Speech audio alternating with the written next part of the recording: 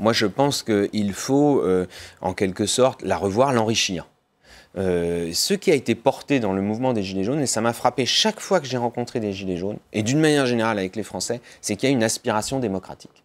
Il y a une aspiration à être davantage entendu, à pouvoir intervenir dans les débats, avec les pétitions, par exemple. Et moi, j'avais fait des propositions lors de la préparation de la réforme constitutionnelle pour dire, avec un certain niveau de pétition, il y a une obligation pour les assemblées de répondre. À partir d'un certain niveau, par exemple 1 million de signatures, ça pourrait être une pétition qui permet l'inscription à l'ordre du jour de l'Assemblée nationale d'un texte de loi. Donc un travail en plus en commun entre des citoyens et des députés. On a aussi la question du référendum.